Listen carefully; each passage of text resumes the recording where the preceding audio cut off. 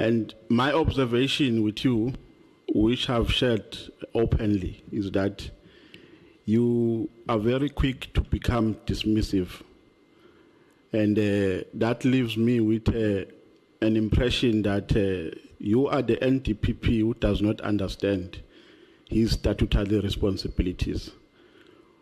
And I'm going to a particular question with this statement. I'm not just making a statement here. When I arrived here, we had the first meeting with you. I asked you about the Cindy Somakaka case, which was widely reported in the media space. You said you don't know what is happening on that case before it reached the stage that it is in today. You came to our committee when you came to report about the Omotoso case. You admitted that you never made any supervision to the case up until the ugly consequences that South Africans experienced. The Gupta extradition. There are many cases that I can explain which you failed to supervise in terms of the statutory responsibility that is given to you. Now, I'm not crucifying you here unfairly so. I'm saying this based on experience. And I even requested that you resign before January because I think you are just in this position for the sake of being in it. You don't understand it. I made a plea and I even said to you, even if I meet you in town, in the toilet, everywhere, I will request you to resign because in my understanding, you are not fit for this position. Now, Section 34 of the NPA says, the NDPP may direct a DPP to submit a report to him regarding a specific activity relating to his or her powers, duties, and functions. That is the first section that gives you huge powers to run the institution holistically. Section 22 says, the NDPP may direct a DPP to submit a report in respect of any case, matter, prosecution. Now, when it says prosecution, it gives you a responsibility to summon a report even if the prosecution is still underway. To say, NDPP, come to my office or give me a report about this matter and advise or overturn, as you said that you can overturn the decision of the NDPP. But in many instances, you refer a responsibility to the DPP and says, no, it falls in his competency and you have no statutory responsibility. Now, do you agree with me if I say to you, you have a particular understanding of your statutory responsibility other than the responsibilities that you are given by the NPA Act? I'm not sure I understand the question, Chair. If that can be clarified so that I can properly answer Let me ask it like this.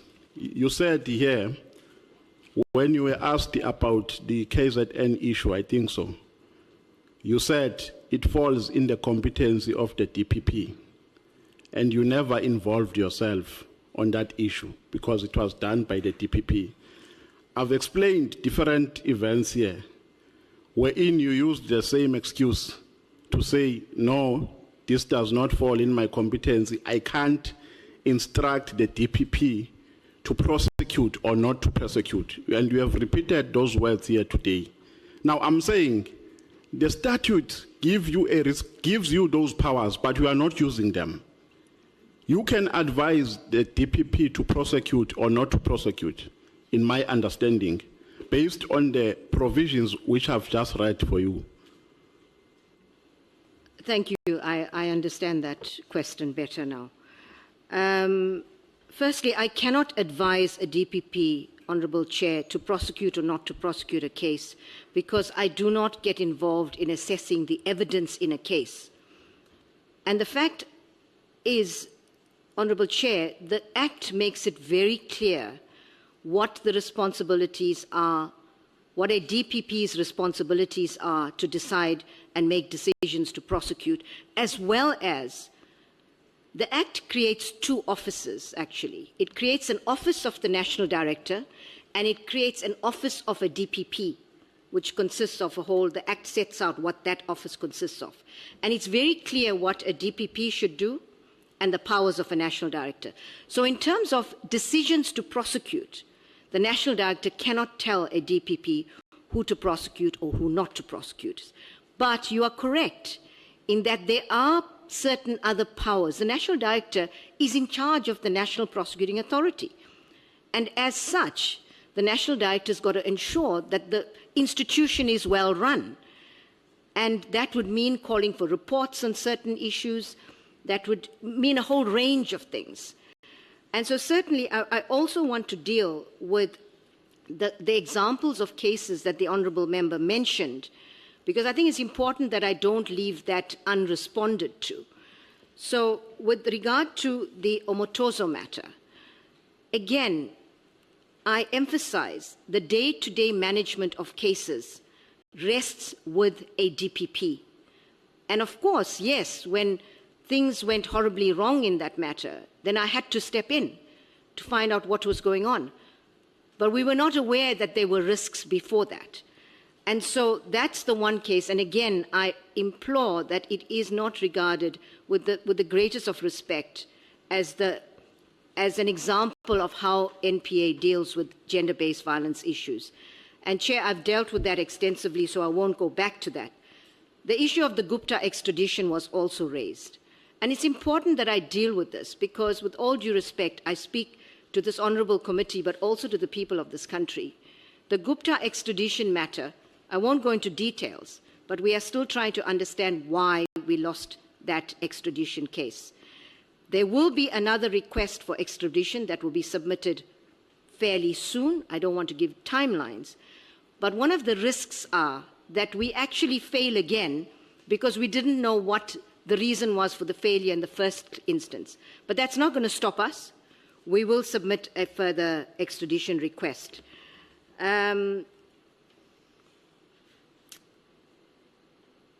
So I think you are correct in terms of the powers of the National Director to make sure that the institution is run properly. And I want to assure the Honourable Member that the NPA is a well-run institution today. We have ethical leadership.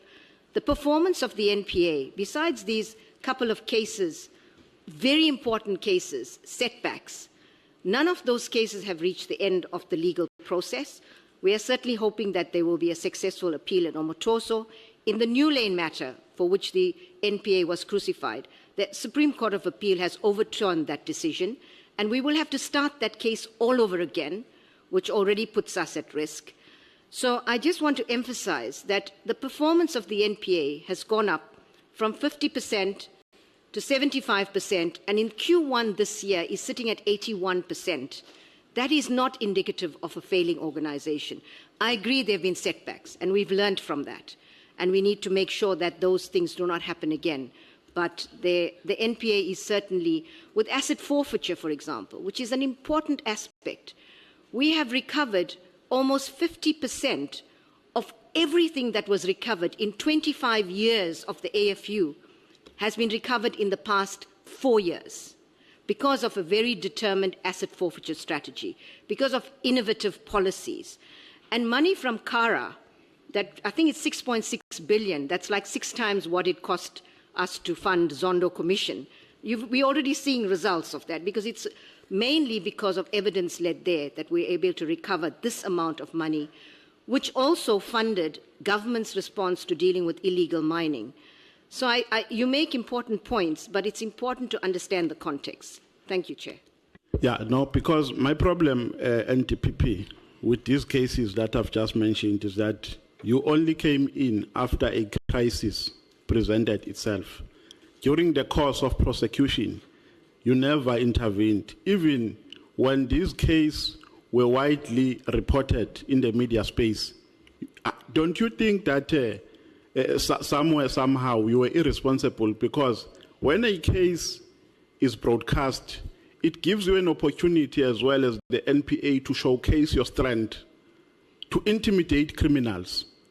Now, when you just go on TV, you watch like all of us, ordinary South Africans, and you do absolutely nothing and wait for a crisis to come and only come in when there is a crisis, whereas you have a constitutional weapon, you have a statutory weapon that you can use, because at any time you can call the DPP and say, DPP, can you give me an update on this matter?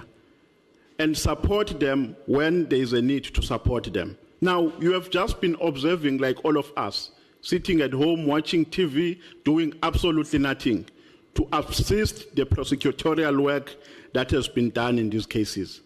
So I think if you are a responsible DPP, NPP, you must accept that you abdicated your responsibility, especially in the Omotoso case, because you never did anything up until there was a crisis. So, Honorable Chair, I want to emphasize that directors of public prosecutions are highly paid, responsible, powerful members of the prosecuting authority. And I, as the national director, any national director, expects them to be doing their job. Of course, if there's an obvious crisis that's happening, you must intervene. We have put in place processes where DPPs now do a proper risk evaluation of every high-profile matter, dealing with any potential risks and what they are putting in place to ensure that those risks do not materialize, or if they do, we mitigate the consequences. So I understand the role of a national director, but the DPP's responsibility, there was no apparent crisis waiting to happen in this matter. And DPPs are required to manage risks in their division. But if there's an obvious crisis, of course, the national director must intervene, which was not the case in these matters. Okay. Now let's move to another one. If I had enough time, I was still going to pursue this one, because still I'm not satisfied. On paragraph 83, page 29, you are saying in your statement, the process of appointments should be synchronized and depoliticized to ensure transparency, merits, and accountability at all levels of prosecutorial leadership. Do you want to expand more on that statement which I've just read? Through you, Chair, which paragraph again? Paragraph 83, page 29 in your statement.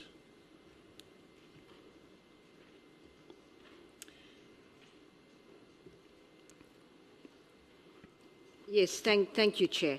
Yes. So the appointment process of a national director, not just a national director, but 4 layers below the NDPP are political appointments. Yes. Let's say the power to appoint lies with the executive. Mm-hmm. The president appointing the first 3 layers, national director, deputy national director, and DPPs, and the 4th layer, which is deputy DPPs across the country, is a ministerial appointment. And so I think it's important that, and it's very good that the president and the current minister have now initiated transparent processes to appoint the national director. I certainly hope that similar processes are put in place for the other layers in the NPA as well. But in order to ensure that you have a professional national prosecuting authority, you need to ensure that the person that is appointed, persons appointed at all those levels, understand what their oath of office means, understands what the rule of law means, and understands that you conduct and you do your work without interference of any nature, whether it's across the board, and that's set out in my statement. But I think what I would want to say is that perhaps the process should be depoliticized in the sense that if there is an open and transparent process, I like what the current minister and president have done, is that except for the minister, I think there's no politicians in that committee. That is a way of depoliticizing it, which is a good practice. So those are some of the things that need to be done.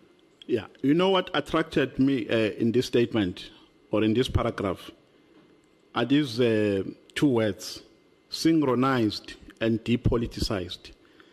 And they left me with an impression that your impression is that the current process is problematic in that it attracts political interference by its nature and by its design. I think an NPA, given the way it's structured, I'm not sure that there are many prosecuting authorities in the world that do not have some line of accounting to the executive. So that is something will be there, but you need the executive and the prosecuting authority to have people in these institutions that actually respect the authorities and independences of each. And as I've said, we are very fortunate in this country right now to have that situation where there's no political interference at all. I've worked with 3 ministers now, and I've not had political interference from any one of them or from the president himself. I think you are now confusing me, because we are saying here, unprovoked and voluntarily, that the process must be synchronized and depoliticized. In the same breath, you are saying there has been no political. So where are you taking this thing from? From the atmosphere? Because when you say it must be synchronized and depoliticized, you mean currently it is politicized? No, I don't. I mean, that was what will be. This committee also wants, recommendations in terms of how we can improve processes. So it doesn't mean it's currently politicized. I thought maybe to a certain extent you are agreeing with a perspective of the MKE. We've made a submission in the constitutional review that the appointment authority must not be vested in the powers of the president, as it is suggested by Section 11 of the NPA, and the removal authority as well. Our view is that the NPA must go under Chapter 9 institutions. They must be either appointed by Parliament or by any objective panel. That is our view. And 2, the current system doesn't allow a Parliament to act when there is a crisis in the NDPP, in that it only allows Parliament to come at the tail's end. So the process, the suspension or the removal process is initiated by the president. That is our perspective. So I thought maybe we are in agreement, because our view is that the current form or the current system attracts political interference. Now we are saying the current process is not politicized. You have never experienced any political interference, but in a statement we are saying it must be depoliticized. If I may respond to that, the issue of the Chapter 9, and see the MK party is aligned with the DA as well in that regard, with regard to the Chapter 9 institution. As I said earlier, there are very few countries in the world where a prosecuting authority is completely outside of any executive accountability lines. And so, from that perspective, we'll have to change the constitution to start off with, and of course that's not impossible to do, I understand that. But to make the point that this is very rare where a prosecuting authority is completely without accountability of some sort to the executive. And that being the case, I think one way of strengthening, I agree, the advantage of a Chapter 9 is that the removal of the head of a Chapter 9 requires a 2/3 majority from Parliament, when in fact the removal of an NDPP, I hope I get this right, is a simple majority. And so I think what you can do is amend legislation to make the removal of a national director dependent on a 2/3 majority in Parliament. And I think that is the one really good advantage of a Chapter 9 institution over and above the current framework of the prosecuting authority. But I want to hasten to add that the financial and operational independence of the NPA, which the Minister is addressing, is a critical aspect that will certainly strengthen the prosecuting authority. NDPP, do you know that the ANC, and I'm not mentioning its name here because I've got some obsession of some kind, but it's inevitable. Do you know that the ANC has a policy called the step aside policy? The ruling, I don't know whether it's a ruling party or it's a former ruling party. I've read about it. I don't understand this GNU thing. Do you know that they have a policy called the step aside policy? I've read about it in the media. Has that policy not influenced the running of the NPA? Especially towards conferences. Have you never been exposed to a case where politicians want to influence how you must prosecute and who you must prosecute in pursuit of factional objectives that are related to an elective conference of the ANC? I will vehemently deny that that is the case in the NPA. Certainly at my level, whether prosecutors at lower levels are being influenced, I don't know. I certainly hope not.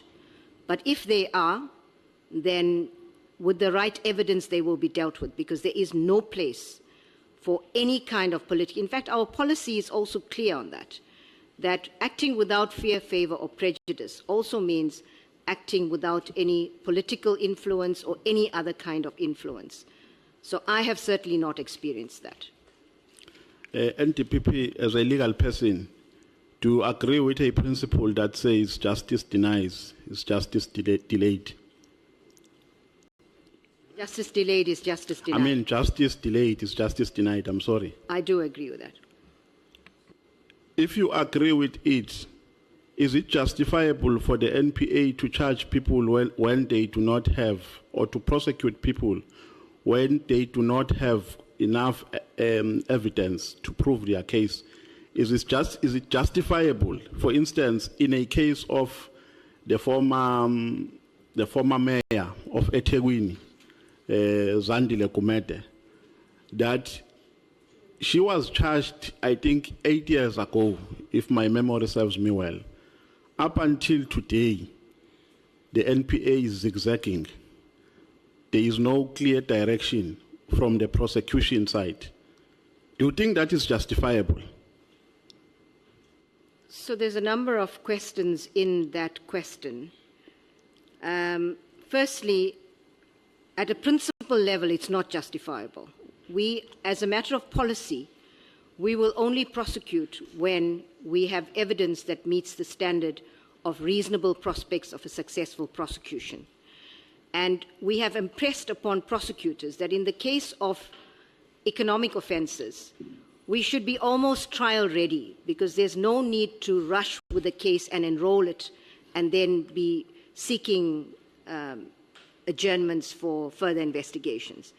So at that level, I certainly agree with it in principle, but I'm not going to comment on the Zandile Gumede matter, because that matter is in court currently. No, I'm not saying let's talk about the merits. I'm saying a crisis surrounding that case generally, that it has been postponed for, I think, for almost 8 years without any successful prosecution. If I get the detail, I don't know if I have it here, about why this case has not proceeded as quickly as it should for 8 years. In most matters, we find that it is because of various reasons not attributable to the prosecution. I'm not saying that there aren't instances when prosecutors are responsible, but for the majority of cases, it is a deliberate delaying strategy on the part of the defense to ensure that cases do not proceed. There are other instances where magistrates recuse themselves, magistrates pass away, it needs to, so there's a whole range of reasons why. I don't have all the reasons in the Gumede matter, but I'm almost sure that, excuse me, if I get the reasons, this is what will be borne out. I doubt that you will give me a proper answer to a question that I'm going to ask now, because of my experience with you, that you don't involve yourself with many cases up until there's a crisis. So there's no proper monitoring and evaluation, no proper supervision from the office of the NTPP. The DPPs are just on their own. You only come in when there's a crisis. Now, I want to ask about the Khumalo case. Khumalo was arrested by IDEC for an HR matter. Have you ever done a supervision of that case?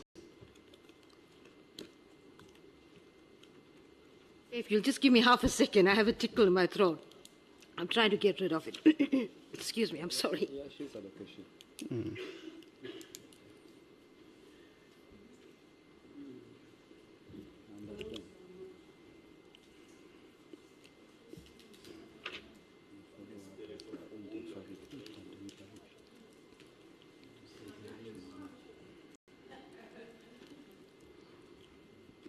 Sorry, it's my post-nasal drip.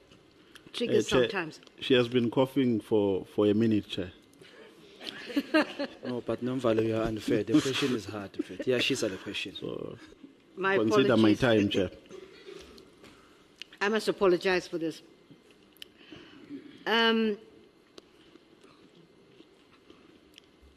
So I explained earlier that with regard to these matters, the National Director does not get involved in, excuse me,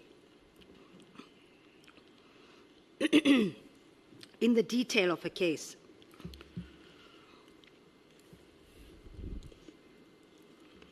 So you have never supervised, even after it was broadcast? No, I'm sorry, I'm just trying to. Or you're not done? I'm not yet done. Oh, My okay, apologies. okay. Yeah. Protect the witness. You are breathing heavily. I need a on the minute and neck I'm sure I'll be fine. of the witness. It normally Can you please works with the back off? lozenge. So Okay, no, okay. We can take a break, Chair. I think I'm fine, Chair. I can Relax, continue now. relax. Thank you. In that matter, as I explained, well, in all matters, particularly, well, let's deal with IDAC matters, because it relates to an IDAC matter. I get very, very high-level reports, and verbally, because of leakage of information, the ID gives me very high-level reports, verbally, generally. In this particular case, she informed me about the impending arrest of the head of crime intelligence. I said to her, Andrea, are you sure this is a watertight case? Because arresting the head of crime intelligence is not something one takes lightly. There must be a watertight case, and she explained to me that it was part of a much bigger case strategy. This was one case that's part of a much bigger case strategy, and that the case was solid. But again, I urge, if anyone feels aggrieved by that decision, to bring a review process. And I assure the people of this country that I will look at any case, whether it's Phala Phala or this matter, objectively, and decide whether the correct decision was taken. So they informed you before they effected the arrest? That is correct. So you relied on a verbal briefing. You never said, bring me a referral if there's any, so that I can satisfy myself that we have a strong case here. Sorry, can you repeat the question? I'm saying, you are saying, you asked her if the case is watertight, and she said yes. I'm saying, to you, that was enough. You never went further to say, bring me a referral, bring me documents, so that I can also satisfy myself that we have a strong case here. We have processes in the prosecuting authority to ensure that cases are, it's not just one person that takes a decision, not just the ID. There's a team of people that actually work together to decide on these cases. So when the head of the investigating directorate gives me her assurance that the case is strong, I must take her word for it. So you took her words. You never required. That is correct. Or you only relied on her words. And a very high-level briefing of what the case was about. So, according to your knowledge, was the arrest procedurally fair? Were all the requirements met for the arrest to be executed? Can I ask what requirements the honourable member is There's a referring to? referral and so on and so forth. You don't just go and arrest a person. There was a referral which was brought by a member of parliament in terms of the report that was tendered here. I'm saying, did you satisfy yourself that all the required documentation and the requirements were met before the arrest was effected? That is not the function of a national director, and I certainly did not go into that level of detail. It means we have different acts, NPA. Really, I don't know the act that you have, but in terms of the act that is before me now, you do have that statutory obligation. When it says a report can go further by saying, give me the documents which are relevant to this prosecution or arrest, so that you do not become a victim of misrepresentation. You can do that. There is nothing that stops you. That is why I said, to me, you appear as the NDPP who does not understand her statutory obligations.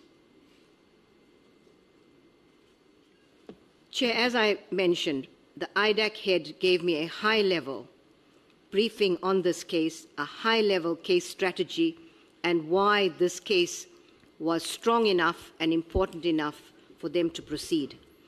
I agree with you. The National Director requires that kind of assurance from the DPPs to ensure that we don't have errant DPPs or IDs that are doing their own thing.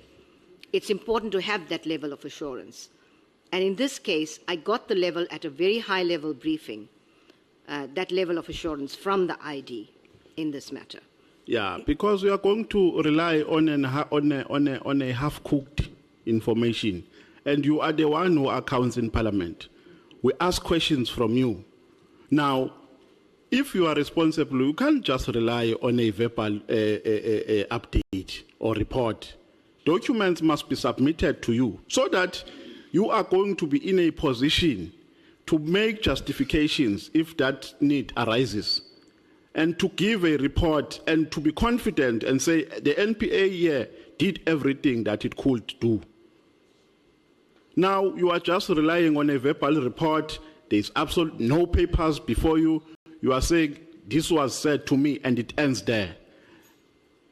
Honourable Nomvalo, I think you're right. In future, we have to find a way of managing leakage of information and getting written reports, because you make a valid point. But dealing with leakages in the institution is a serious problem. And that is something else that, we need to find a way of strengthening our information security across government. But that is a serious concern, and I'll certainly take your point on board. In December 2024, the media reports that the IDAC boss was addressing the personnel of IDAC, and she made some remarks. She was saying to staff members they must fake it until they leave it.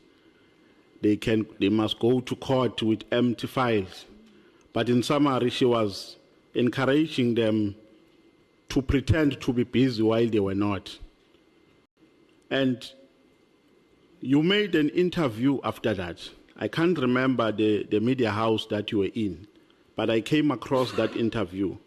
You were asked about that incident, and you denounced it. You denounced it. Is it correct? Am I correct? I didn't denounce it. Perhaps what that honourable member, that the media house that you're talking about, the Amabungane interview, because I was interviewed, and that entire interview was one that the makers of that interview used the New Lane matter as a linchpin to lynch the National Director and the NPA. I was asked during that, and I hasten to add that New Lane matter was one of the most scathing judgments against the National Prosecuting Authority. And of course, the media had a field day quoting from the judge who called it a comedy of errors, etc. We took that matter on appeal, and the Supreme Court of Appeal overturned the New Lane judgment and in fact said in that decision, and it's important because this case seriously dented the reputation of the NPA, but the Supreme Court of Appeal overturned that decision. And in fact, the judgment rendered by the SCA is one of the strongest against the conduct of a judge that I have read. And there were terms like it went against the administration of justice and things like that. So that New Lane matter is the interview that you are referring to. And of course, when the matter was overturned by the SCA, there wasn't much that was said about it in the media. No, I will ask 5 minutes from Kosana. I want to ask about Paul O'Sullivan. Yeah, no, the time of Skosana is not yet allocated. Yeah. When it's